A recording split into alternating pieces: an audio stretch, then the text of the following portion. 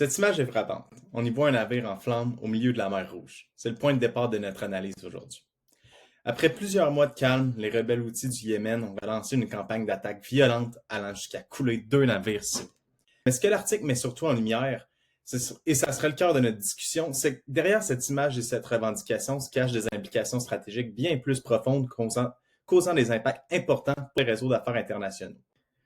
Pour aller plus loin, revenons aux faits rapportés par l'article. Le naufrage de 2 navires dans le détroit de Bab el-Mandeb, qui a marqué la fin brutale de 6 mois d'interruption des attaques. Ce n'était pas qu'un acte isolé. C'est l'escalade d'une campagne qui dure depuis plus de 21 mois et qui a déjà visé plus d'une centaine de cargos. Pour comprendre la situation, revenons aux faits.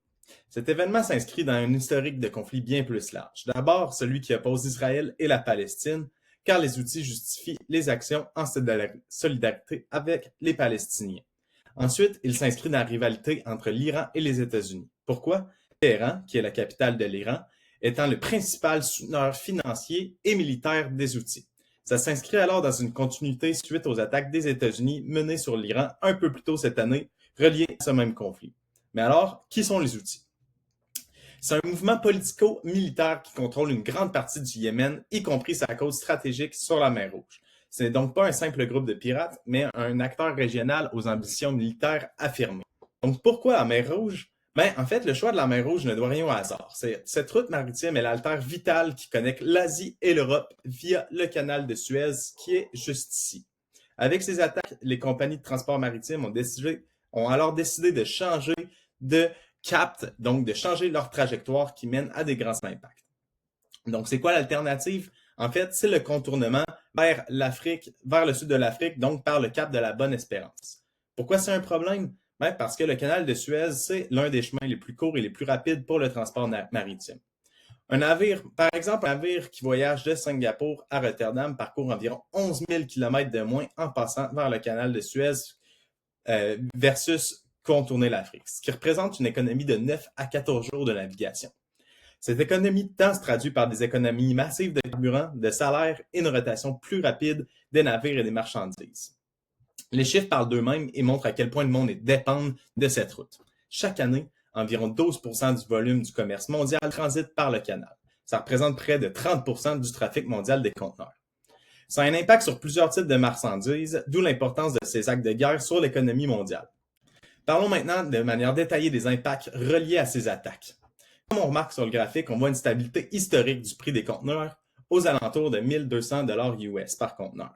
En fait, si on exclut la COVID, qui a eu des impacts sur le prix comme on le voit sur le graphique, on voit que le prix a aussi récemment recommencé à augmenter en 2024 au moment où les attaques ont commencé. Depuis, on voit une instabilité constante du prix des conteneurs allant jusqu'à parfois tripler la valeur moyenne, comme on peut le voir juste ici.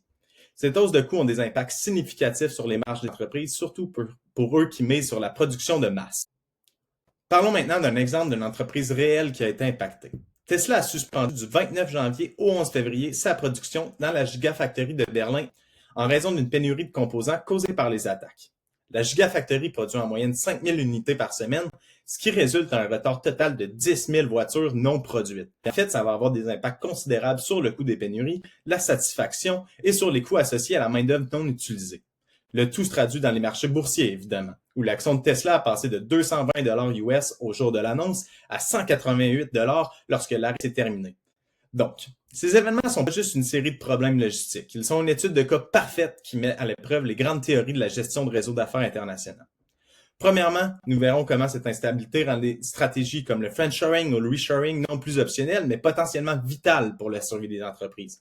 Ensuite, on analysera le rôle et la responsabilité immense des entreprises leaders.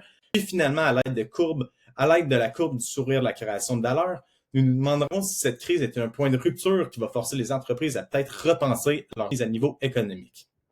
Alors, qu'en est-il du friendshoring ou du reshoring? Face à cette vulnérabilité, la première réponse stratégique que les entreprises doivent envisager concerne la localisation même de leur production. Pendant 30 ans, le modèle dominant a été l'offshoring, délocaliser la production le plus loin possible dans des pays à très bas coût, comme la Chine ou le Vietnam, par exemple, pour maximiser les profits. La crise en mer Rouge est un argument brutal contre ce modèle. Elle prouve que les économies réalisées sur la main-d'œuvre peuvent être anéanties en quelques jours par une explosion des coûts de transport et de retards imprévus. Alors, c'est quoi les alternatives? Le reshoring, c'est la solution la plus radicale. On relocalise la production directement dans le pays d'origine. C'est sécurisant, mais c'est souvent très, très coûteux. Et c'est là qu'intervient le friendshoring. C'est la stratégie la plus en vogue aujourd'hui. L'idée est de délocaliser la production, non pas dans le pays le moins cher, mais dans un pays allié, géographiquement plus proche et politiquement stable. Pour une entreprise européenne, au lieu de produire en Chine, le friendshoring, c'est produire en Turquie, au Maroc ou dans l'Europe de l'Est. Pour une entreprise américaine, c'est produire au Mexique. Le coût est un peu plus élevé, mais la chaîne d'approvisionnement est plus courte, plus prévisible, puis surtout, elle ne dépend pas de points de passage aussi risqués qu'en mer Rouge. Un autre point est sur la responsabilité des entreprises leaders. Dans chaque réseau d'affaires, il y a des acteurs centraux qui ont un pouvoir et une influence démesurée. Ce sont les firmes pivots. Et cette crise a mis en lumière le pouvoir colossal des géants du transport maritime. Quand des entreprises comme Maersk, que vous voyez ici, prennent la décision de détourner leur flotte vers le cap de l'Espérance, elles n'ont pas simplement géré leurs propres risques, mais elles agissent véritablement comme un gouverneur de l'économie mondiale. En une seule décision, ils ont imposé une nouvelle réalité à des milliers de leurs clients, de Tesla jusqu'à la plus petite PME. Ils ont dicté de nouvelles routes, des nouveaux délais, puis surtout les nouveaux coûts en ajoutant des surcharges associées au risque. Finalement, regardons un modèle bien connu, la courbe de sourire de la création de valeur. Pendant 30 ans, la stratégie de mise à niveau économique des pays occidentaux a été simple. Garder les activités à haute valeur ajoutée chez nous et de délocaliser massivement le bas du sourire, la production, dans les pays à bas coût en Asie. La crise en mer Rouge agit comme un véritable point de rupture. Elle nous pose une question fondamentale. Et si le maillon le moins cher était aussi le maillon le plus fragile? En paralysant le transport, la crise a démontré que lorsque cette étape de fabrication à faible valeur se brise, c'est toute la chaîne qui s'effondre. La valeur créée dans le design ou le marketing ne peut pas exister si le produit n'arrive jamais. Pour limiter le risque, ils devront peut-être rapatrier certaines de ces activités à faible valeur ajoutée, comme l'assemblage des composantes critiques, pour les rapprocher de leurs marchés finaux.